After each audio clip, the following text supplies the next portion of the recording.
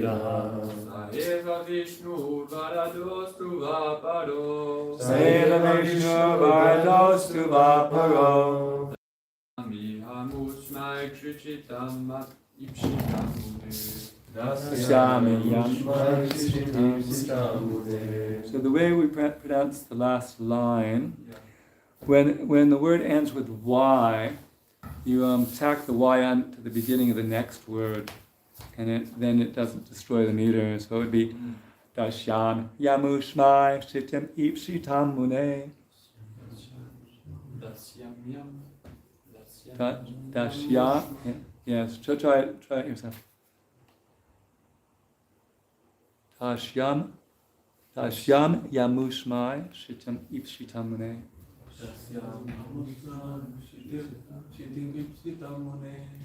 So whenever it ends in Y, just take the Y off that word and put it on the beginning of the following word, and then you just chant it like that, and it hits the meter, and everyone's lives happily ever after. Anyone else want to chant? Yajanti yagyam kratuviryam adrita. Yajanti yagyam kratuviryam adrita.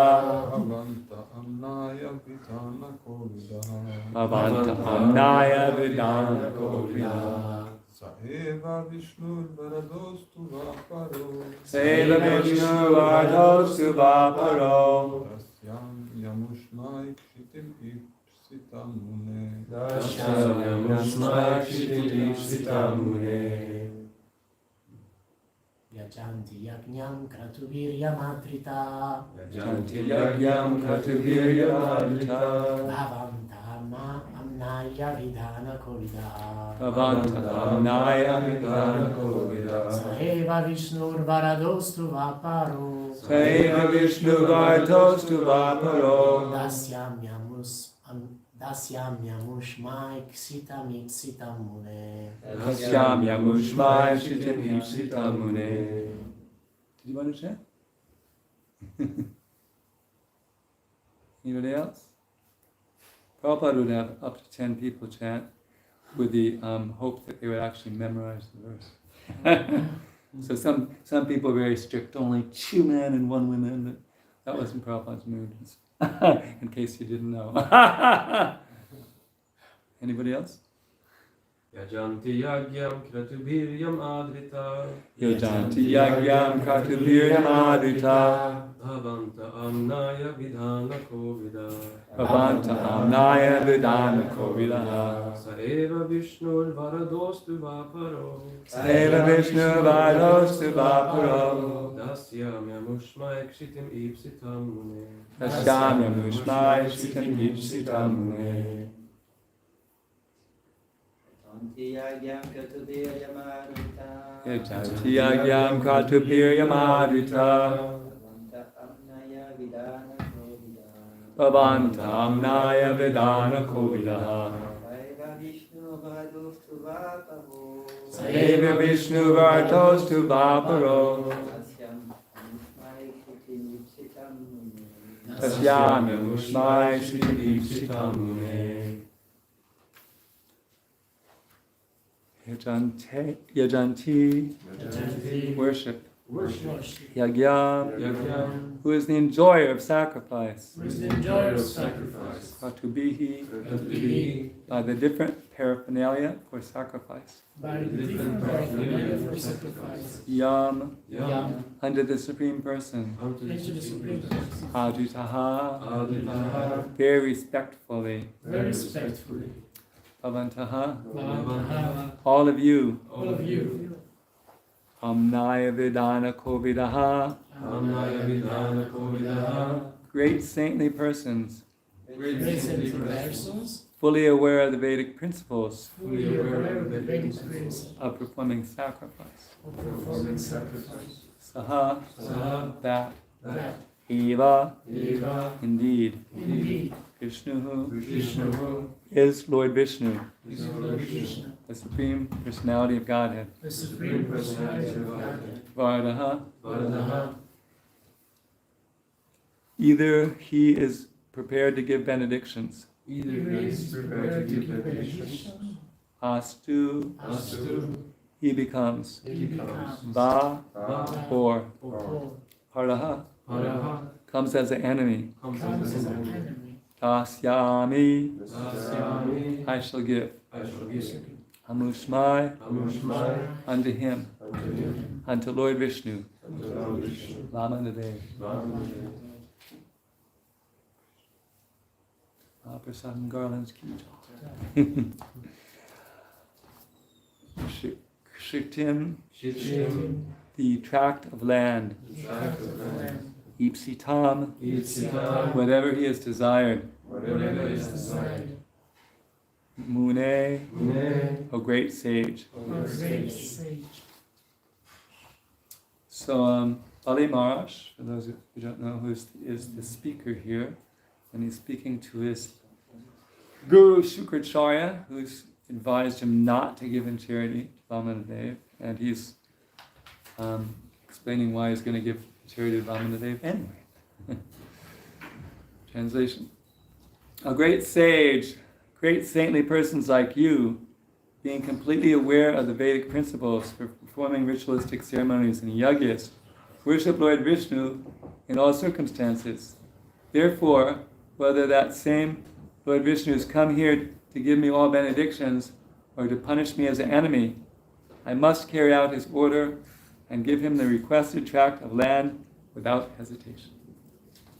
Please repeat. O great sage, O great sage, great saintly persons like you, great saintly person like you, being completely aware of the Vedic principles being completely aware of the Vedic principles for performing ritualistic ceremonies and yagyas, for performing ritualistic ceremonies and yagyas, worship Lord Vishnu in all circumstances. worship Lord Vishnu in all circumstances. Therefore, whether that same Lord Vishnu Whether that same Lord Vishnu has come here to give me all benedictions has come here to all benedictions, or to punish me as an enemy, or to punish me as an enemy, I must carry out his order Let's carry out his order and give him the requested tract of land and give him the tract of land without hesitation. without hesitation.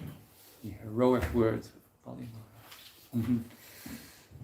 Purport by His Divine Grace, A.C. Bhaktivedanta Swami, Srila Prabhupada. As stated by Lord Shiva, Aradhananam Sarvesham Vishnur Aradhanam Param Tasmat Parataram Devi Tadiyanam Sam Archanam Padmaparanam.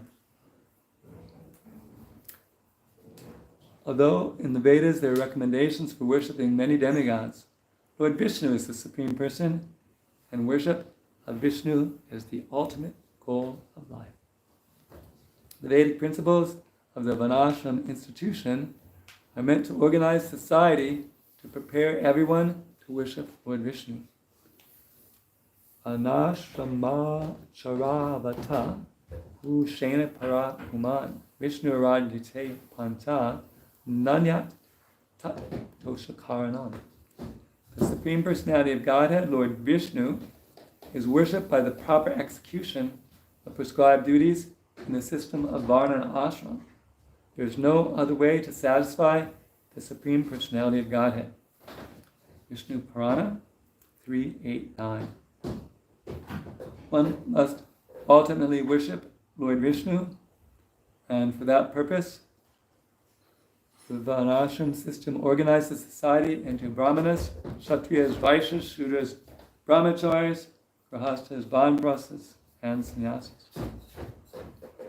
Bali Maharaj, having been perfectly educated in devotional service by his grandfather, Prahlad Maharaj, knew how things are to be done.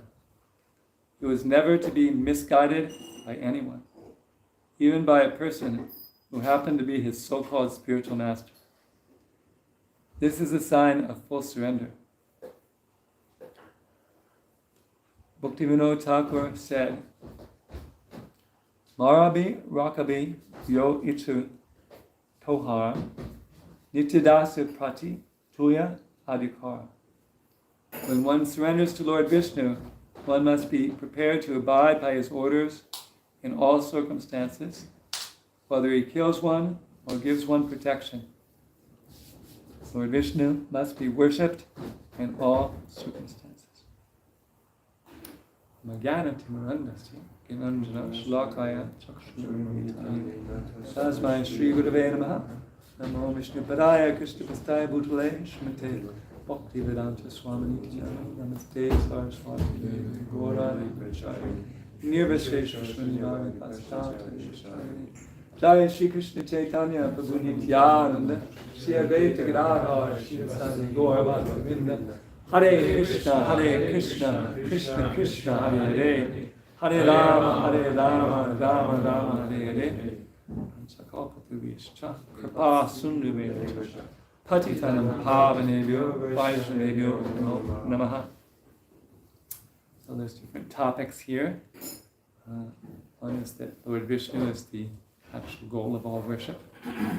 Another is that is worship by the Varnashram institution.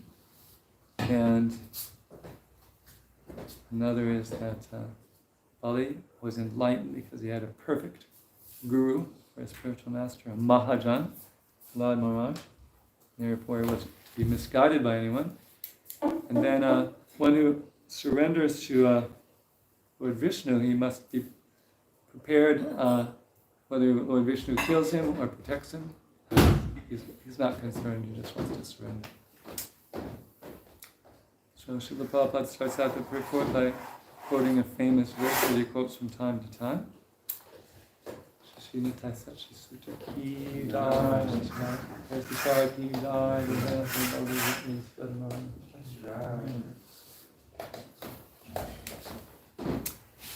So this verse stresses the worship of Lord Vishnu, spoken by Lord Shiva to his beloved wife Parvati, known here as Devi. And this verse is often quoted to indicate that it's actually better to worship Lord Vishnu's devotee or Lord Vishnu's paraphernalia than Vishnu himself. But in this case, it's promoting the worship of Vishnu. So basically of all kinds of worship, this Vishnu worship is the best. Better than worshipping Brahma, better than worshipping Shiva, better than worshipping Surya, better than worshipping Ganesh. Best worship is worship the Lord Vishnu, but even better than that, the verse says, is worshipping of Tadiyanam, things in relationship with Vishnu. Vishnu's devotee, Vishnu's temple, Vishnu's paraphernalia, Vishnu's place of appearance. So, of course, in the Vedic literature, there's so many great personalities who are demigods, who have much more potency than we do, and one could actually mistake them for being God by seeing their superhuman activities. And then there's different Puranas that stress the worship of different demigods. So it's actually possible to get confused as to who the ultimate personality of worship is. So Lord Shiva kindly spoke this verse in the Padma Purana to remind us that Vishnu is actually supreme. There's a nice Leela with some sages. Sometimes it's considered that there's three lords of the universe, Brahma, Vishnu, and Shiva, and that they're all equal personalities of Godhead. So one time some sages were wondering about which one really is supreme. So they deputed Bhrigu Muni to test them all, to see. So we don't recommend this test that Bhrigu is going to perform, but he decided he would systematically offend them and see who was the least offended, and that person would be the most elevated in transcendental qualities. So Bhrigu is the son of Brahma, so he came into the presence of his father, but he didn't show any respect. In the Vedic culture, you're supposed to show respect to people who are superior. In fact, you're supposed to worship them according to Krishna. Krishna says in Bhagavad Gita 7:14, Devadvija Kuru Pragya Pujanan, that one should worship Deva, a god, one should worship Dvija, the twice born, the Brahmanas, one should worship the Guru, and one should worship respectable people, like the father and the mother. So he didn't show any sign of respect at all. Didn't offer obeisances, didn't offer praise. You're supposed to offer praise in the presence of the Guru. And so Brahma became angry in his mind, but he checked his anger. But Bhrigu could see that he became angry. So then he decided he would visit Lord Shiva. So Lord Shiva is the brother of Bhrigu Muni. They're both sons of Brahma. So he thought he'd receive him in brotherly friendship, pat him on the back, shake hands, my brother. But because the Shiva dresses with crematorium ashes and skulls, Bhrigu was considering him untouchable, and didn't want to, be anywhere near him. And Lord Shiva became so angry, he was about to take up his trident, and his wife said, "No, he's your brother!" And Bhrigu got out of there really fast. So then he went to Vaikuntha. He was very powerful. Not everyone can go to Vaikuntha. Went to Vaikuntha and he saw Lord Vishnu, and Lord Vishnu his legs were being massaged by Lakshmi Devi, and he kicked him in the chest, inconceivably. And Lord Vishnu took his feet and massaged them and apologized that his chest was too hard, and was he all right? And as long as he'd come to Vaikuntha, is there anything he could do for him? And then Bhrigu got his answer. He asked Vishnu Supreme. And he went back to the sages and he reported the results. So Vishnu's Supreme, as verified by the experimental method of Bhrigu Muni and the conclusive statements of the Vedic literature, like also when we do the deity worship in the morning, there's a prayer to Lord Vishnu. Do you remember it? Very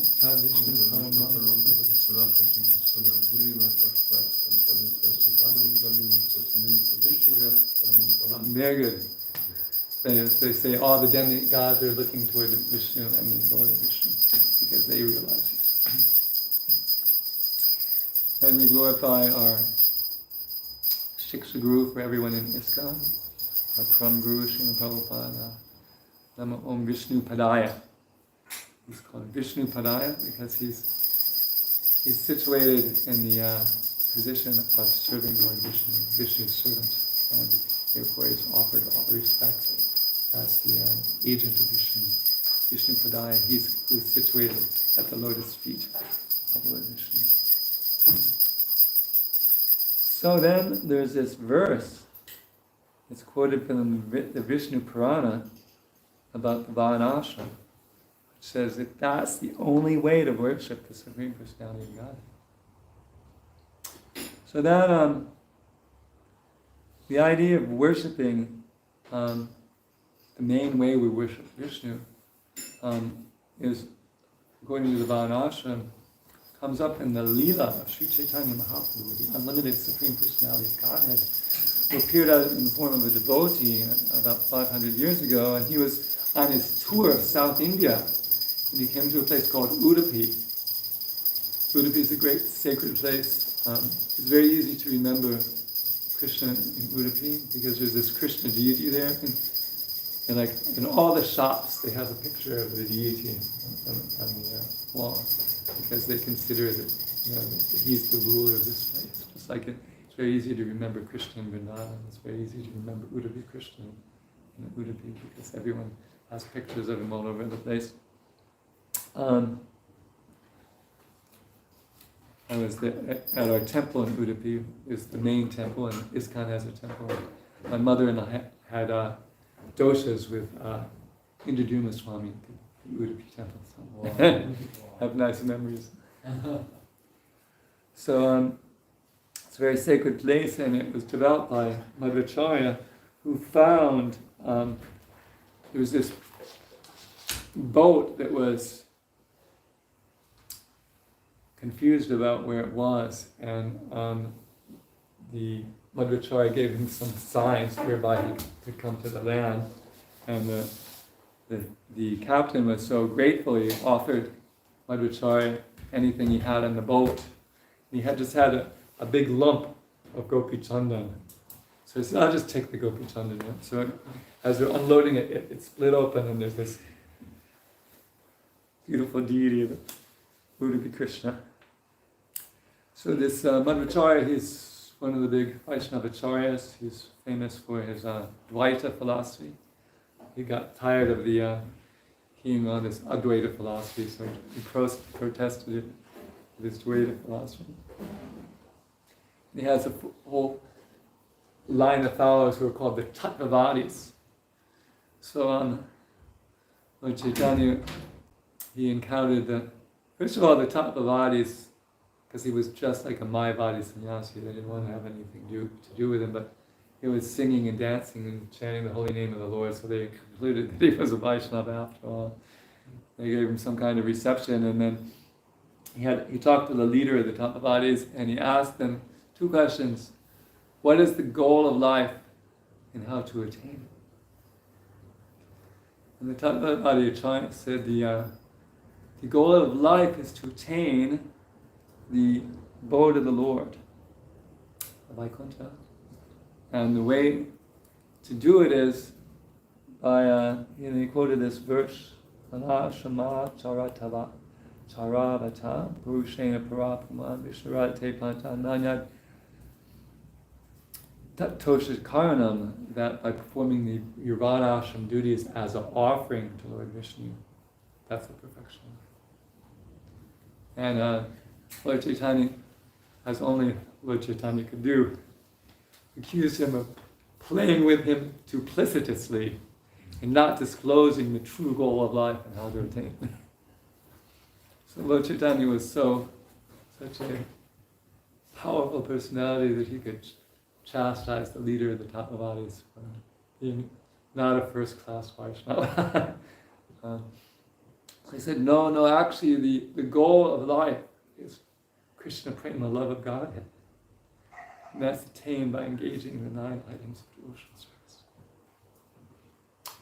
So, as followers of Lord Chaitanya, we don't tell people the goal of life is Vaikuntha, and you should just perform your Varnashram duties to Lord Vishnu. We tell everyone they should hear and chant about Krishna, and that the goal is Krishna Prema. But we have to organize society somehow, and the best way to organize society is the way that Krishna advises to organize society, because Krishna is the most intelligent person. Vedaham samatitani vardamanani charjana vibhishamita bhutani tu veda nakashtana. You know that verse? Could you read that? Can you say it in English? I don't know exact translation. I want to look. No, you say it as best as you know. I'll fill it in. What's it? In like future he knows, but no one knows. I know the past and present and future. Right. Yeah, I know everything that's happened in the past, everything that's going on in the present, I know everything that's going on in the future. I also know all living beings, but me no one knows. Bhagavad Gita 7:26. So Krishna knows everything. So he knows the absolute best way to organize society. And that's the Varnashram system. And Prabhupada was teaching everyone how to become a Brahmana by his very nice temple program, but he found that not everyone was actually able to follow the Brahminical standard for their whole life. Therefore, he wanted us to implement Varnashram so that everyone could fit into the society and stay within the society and not go back into the Asuric society, in which case where people just engage in sense gratification and become gradually degraded. So it's described here that the Varnashram system organizes society into Brahmanas, Kshatriyas, Vaishyas, and Shudras, and Krishna very kindly summarizes the qualities and activities of the ashrams in the Bhagavad Gita. And interestingly, as one Bhagavatam commentator made the point, that he mentions the qualities of the higher castes, Brahmanas and Kshatriyas, and he mentions the activities of the lower class, the Shudras and the Vaishyas. So he says, Samadhamas tapaso cham shantim arjam evacha gyanam astikam pamakama svabhavajan. Peaceful self-control, austerity,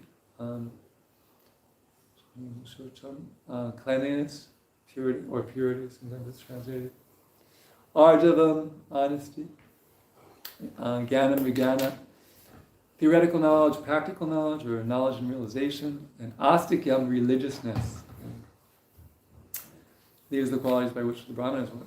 And soy tejo driti daksha, that's the yudhe chapa palayanam, dhanam ishvara bhavascha, shatram, karma svabhavajam. Soy, heroism, tejo, prowess, driti, steadfastness, daksham, expertise or resourcefulness. Yudhe chapa palayanam, courage in battle, dhanam, charity, ishvara bhava, leadership. These are the qualities by which these kshatriyas work. Rishikoak shavani jam, vaishakama svabhavajam, charatmikam karma, shriswapi svabhavajam. So the Vaishyas, they Krishi, they take care of the plowing, Goraksha, they take care of the cows, and Vadijam, they're merchants, they do the trade. And for the Shudras, the service to the gurus. So everyone in the society, they give something to the society, and they get something back. The Brahmanas, they give knowledge, and they get charity. The Kshatriyas, they make sure everyone's engaged in their occupational duty, and they protect them from harm, and they get the tax revenue. And the Vaishyas, they grow things, they take care of cows, they trade things, and they get the price for their goods and services. And the Shudras, they work for the other three because they can't do those duties. And they're not intelligent enough to figure out how to do those things. So they work for the other three, and they get a place to stay, they get some food to eat, they get some clothes to wear. They don't usually get money because they'll just spend it on cigarettes and beer like the Shudras do in Paris. So it is a perfect society. Everyone's contributing to society, and they're getting some way of sustaining themselves. And that should be done as an offering to Krishna. As he says in the next two verses of Bhagavad Gita. Those verses, by the way, were 18, 42, 43, and 44. So then in 45 it says, Sve karma virta samsadim labate ra swakarma niyata siddhim tata vindati tachunu. Everyone can attain perfection by performing his own work. Hear from me how this can be done. Then in 1846 he said, Ita pravirtir bhutanam mena savamidam titam swakarmata tam abhyarcha siddhim vindati manava. By worshiping the Supreme Lord, who is the source of all beings and who is all-pervading, any man can attain perfection by performing his own work. So Krishna is advising that we work according to one of these four varnas, and that we do that work as offering to him, and that we can attain perfection. So if Devarshi comes before the end of the class, we'll ask him for more details about Varnashram. This is my summary of Varnashram, and what I would do, my suggestion for implementing Varnashram is to read Prabhupada's books and think about when you hear the descriptions of the Varnas, which works for you. And basically you try to train someone as a Brahmana, and if they fail, then you try to train them as a Kshatriya. If they fail at that, you try to train them as a Vaishnava. If they fail at that, you train them as a Shudra. And then you fill up the society. They have to come up to at least to the level of Shudra, and the Shudras do have some qualifications, where Shudras are actually supposed to be obedient and truthful, and there's different other qualities you have to be a good Shudra. It's not like you can just be however you are. So, Then there's the ashrams, basically for regulating sex life, because sex life really entangles you in the material world. Therefore, it's regulated by practicing celibacy in one's youth, and then maintaining one's wife, family, as grahasta. And then you get and that's the first half of your life. You become so entangled, and you're 25 years as a grahasta, you become so entangled, it takes 25 more years to become disentangled. And then the final years, you become a sannyasi. And if you think spending 25 years becoming entangled and 25 years becoming disentangled is a waste of time, you're going to be a brahmacharya the whole time and then take sannyas. But not everyone is qualified to do that, because to be a brahmacharya, you have to basically you have to be able to control your mind to the extent that you're not thinking of women all the time. And if you can't do that, then you have to get married, because it's bogus to be a brahmacharya thinks of women all the time. So you have to be able to control your mind and think about the details of your service and the beauty of the deity and your favorite shlokas from Srimad Bhagavatam. And if you can fill your mind completely with thoughts of Krishna, then you can be a brahmacharya the whole time. But if you're if you can't get to sleep at night because you're thinking of the girls you talk to in Sankirtan, then you might be in trouble. So, and then sannyas is basically Arjuna asks Krishna, what is sannyas? Sannyas is, how's it go? Tu mahabaho tattvamichami veditum. Yes, what's sannyas? In 18:1, in the next verse, 18:2, Sri Bhagavan Vacha, Kaminam Kamanam Nyasam, sannyasam, Kavayo Vidu. The great thinkers, they say sannyas is the giving up of activities motivated by material desire.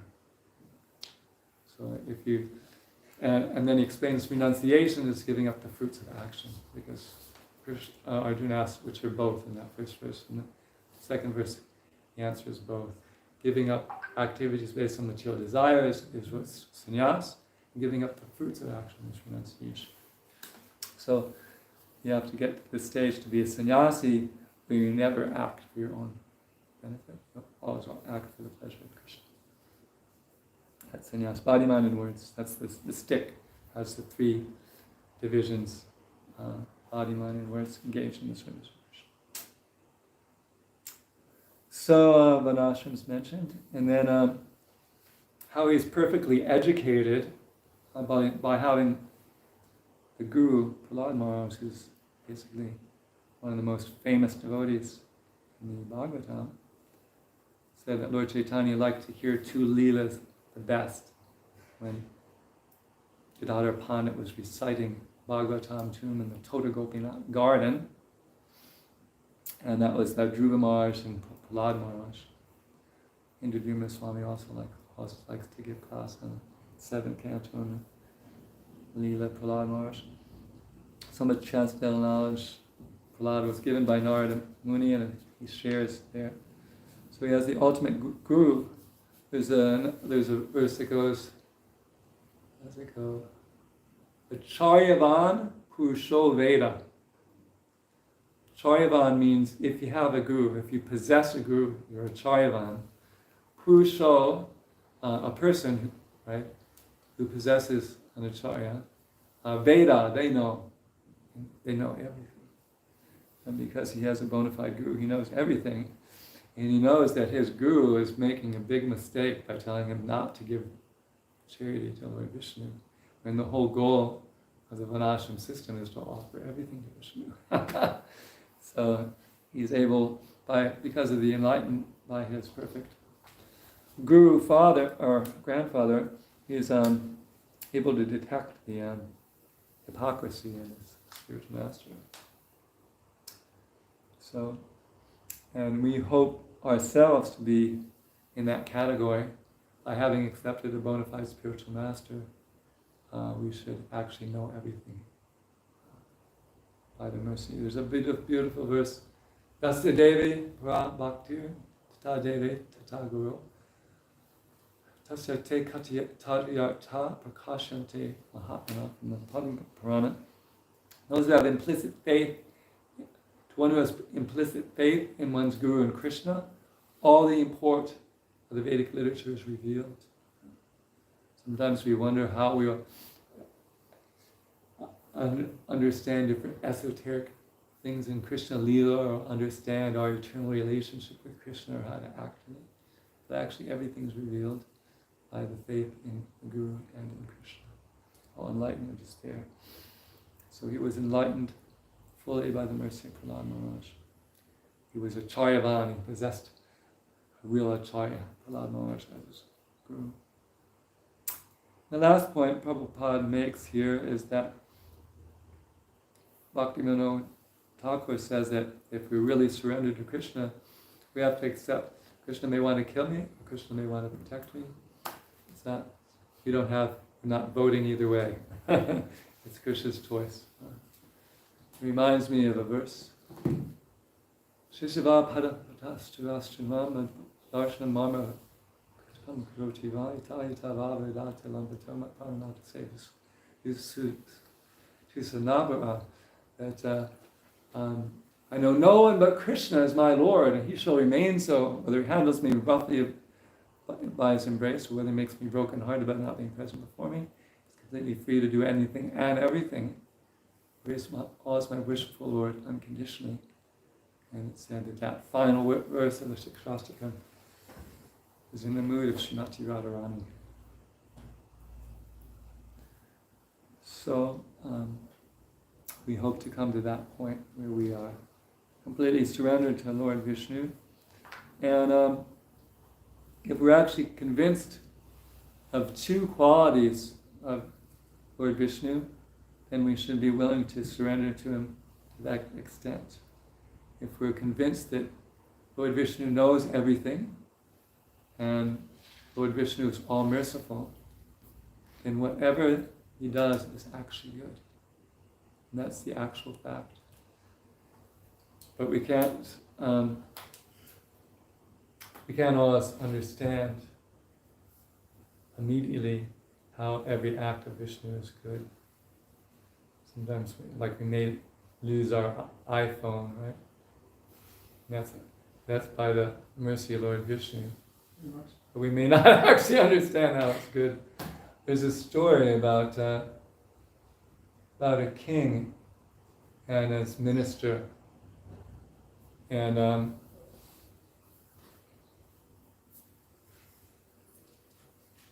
the king got in a hunting accident and lost part of his finger, and he was inquiring from his minister about it.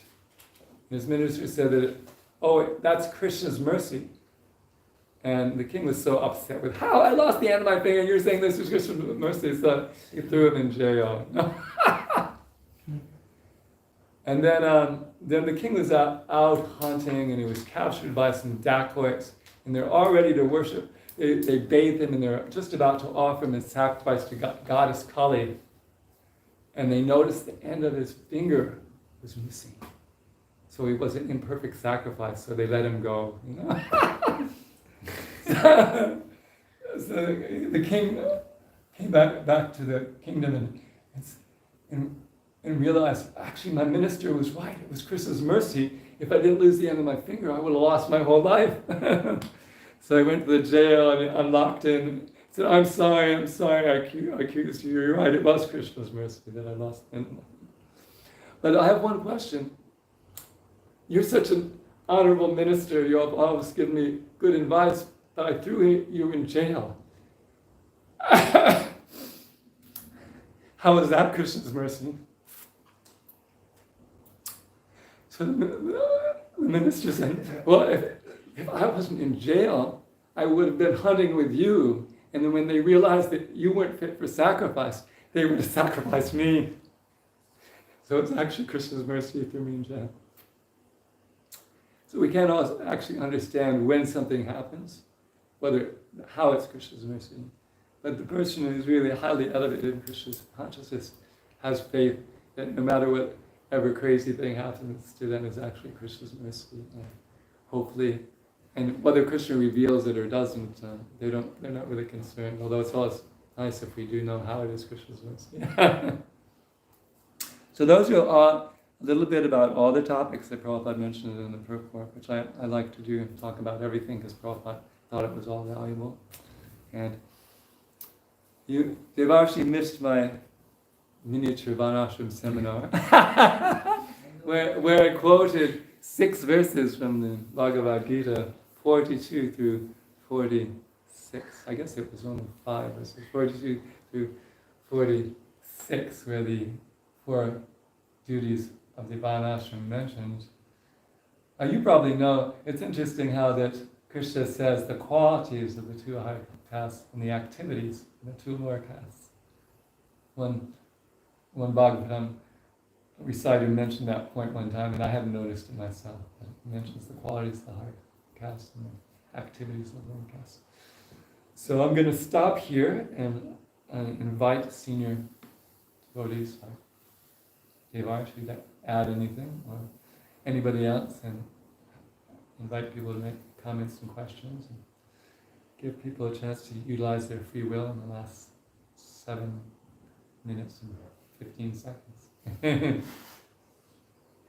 I ask a question? Yes. What is your personal understanding about Varnashram? Well, my personal understanding is Srila Prabhupada wanted us to implement Varnashram, and therefore, one of the offenses against the chanting of the holy name is to disobey the orders of the spiritual master. So, I think that should be our desire, and we can implement it within ourselves by choosing to act in one of the 4 Varnas and one of the 4 ashrams. And we can inquire from people who have greater understanding about that than we do to find out which ones we're best suited for. And that if we do that, we're helping Prabhupada implement Varnashram. And we shouldn't make counter propaganda against implementing Varnashram, because that would be working against Srila Prabhupada. Of course, Lord Chaitanya rejects Ramananda Roy's saying, do your Varnashram duty as offering a sacrifice to Vishnu as a way for attaining perfection. But he doesn't reject the Varnashram system, as is clear by the fact that he takes sannyas. Even though sannyas isn't recommended in this age, Lord Chaitanya thought sannyas was so important that he took it anyway. And he also was a grahasta, and he also had a marriage ceremony, and he also played the role of a brahmana in society. So it's clear that Lord Chaitanya supported Varnashram, and that Prabhupada supported Varnashram. And especially when he realized that not everyone was assimilating the Brahminical lifestyle that he recommended, he realized to keep everyone in his society that he had to create Varnashram. And for ourselves, and also for ourselves to teach the whole society. So I think it's an important topic, and everyone should be thinking about what Varna and ashram they should be in if they are not already in one. And then it may be difficult to be a real brahmachari in Kali Yuga or a real grahasta. And Krishna is aware of that, because it's the age of Kali, in which the mode of ignorance is prominent, where people are completely irresponsible and spontaneously inclined to do just the opposite of what's best for them. But that's no excuse for not trying to do it as best we can.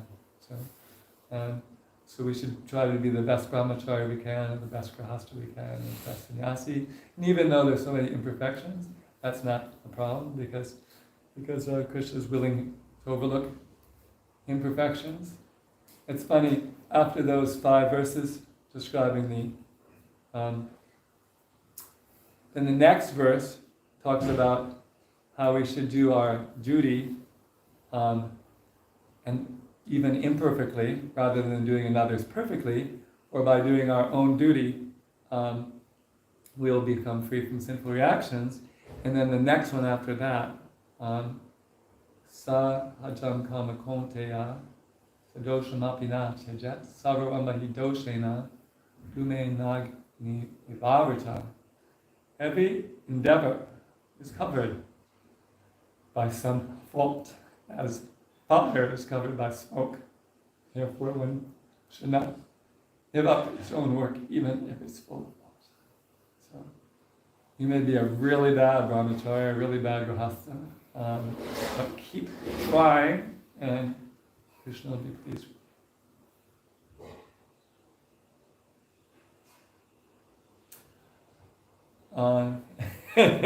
Is that okay? Any other questions or comments? Yes? Thank you very much for this fun class. Regarding worshipping Krishna, and in particularly in deity worship, when I first time when I was in Bhakta course, I asked about offering arati, and I asked what it means and what should we think when we do it, and the senior devotee told me, it's like in music, you first learn the basics, and then when you progress and learn more, then you can, like a jazz musician, express yourself in different ways in doing puja.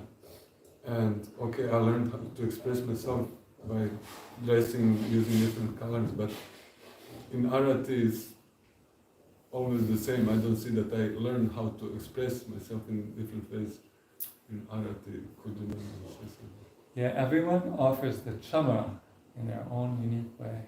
I don't think you can find everyone offering. So in your offering of the chamara, you can express yourself.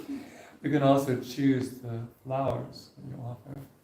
There's this devotee now, he's a Swami, Bhajanarayana Swami. But he wanted to be an exemplary leader. So he decided he would do one arati a week, he would do one dressing a week, and he would cook one daily sweet for the deities every week, just to be a good example, as a leader participating. So on his day to do the arati, he had a place where he lived, and he had like all kinds of flowers. You know how we have a whole arati tray, right? So he would have one arati tray with all the paraphernalia, and then he would have another arati tray that was just flowers. He would have amazing flowers. So every Wednesday he would do arati, and he would offer this whole tray of amazing flowers. So that was, yeah. So, and then while you're doing the arati, you can be, we're thinking about the deity. I know when I wake up Lord Nityananda, basically I just set him on the altar there, but I think about how he came to deliver the people in general in the criminal class. That's what Chaitanya was preaching to the intellectuals. So when we can think about the deity. When I wake up Krishna, I think about how he's the Supreme Personality of Godhead, who I have an eternal relationship of love with, and by serving him in the form of the deity, someday that relationship will be awakened. So, yeah. Those are some things. Any other questions or comments? Yes? And just to add on this question, that we can meditate upon the items we are offering. They are a reason. Right. We offer dhupa to avoid inauspiciousness. We offer cloth to give it as a gift to Krishna. New clothes means arti means reception of the Lord. Right. He has come to give us darshans. So we can meditate on why we are offering this item. Yes, yes. Sometimes people say we're there's the Not just waving them in the air. yeah. That there's the five elements, and we're offering the 5 elements back to He who's the source of all the elements. And the arati ceremony is a standard ceremony of welcome in Vedic culture in any great personality of God, great personality who comes. You're offering them arati, so it's just a standard ceremony, and we're offering it to the Supreme Person because we offer it to all great personalities, and especially the Supreme Personality. And we should offer flowers that have scents. And if you offer marigolds, if you pinch the bottom of the marigold, they smell like 10 times more, which not everyone knows in the beginning. But now you know if you didn't before. It's actually amazing how much they smell. Pinch them. And you can grow your own flowers. Some people grow it, like this Bhajana, Swami, who was growing his own flowers. Any other questions or comments? Yes, it's about Varnashram. It's like a correlation in between Varna and Ashram. So There is. Yeah, can you? Yeah, the Shudras, they only have one ashram, Grihastha ashram. Because celibacy isn't attractive to Shudras, because they're really into sense gratification. So the complete ashrams of complete celibacy are considered abhorrent to them, because it's just too little sense gratification in the life of a brahmachari for a Shudra to think he's leading a real life, Yeah. So then the Vaishyas, Kshatriyas, and Brahmanas, they study under the Guru, and they go through a brahmachari period, and later they become grihastas. And then the Vaishyas, they don't really take vanapas, do they? Sometimes yes, sometimes no. Yeah. The Kshatriyas, they're all expected to take vanapas. And the Brahmanas are expected to take sannyas. And you're not really supposed to take sannyas unless you're in the mode of goodness. See, the Brahmana means the mode of goodness. And if you perfected the Brahmana principle, then you're fixed in the mode of goodness.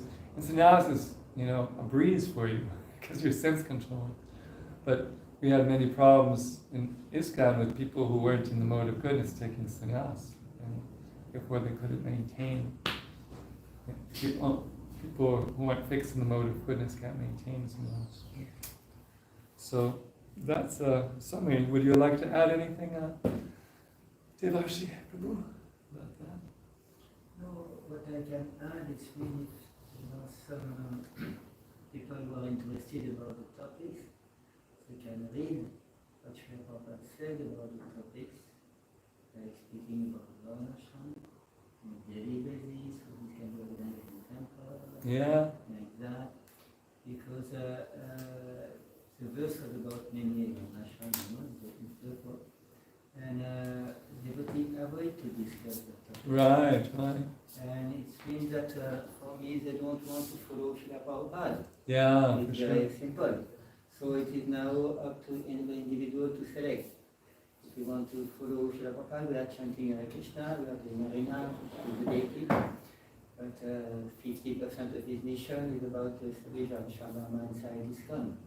So instead of reading from preaching is the essence every day, we could alternate. One day we read from speaking about Varnashram, and another day we read from preaching is the essence.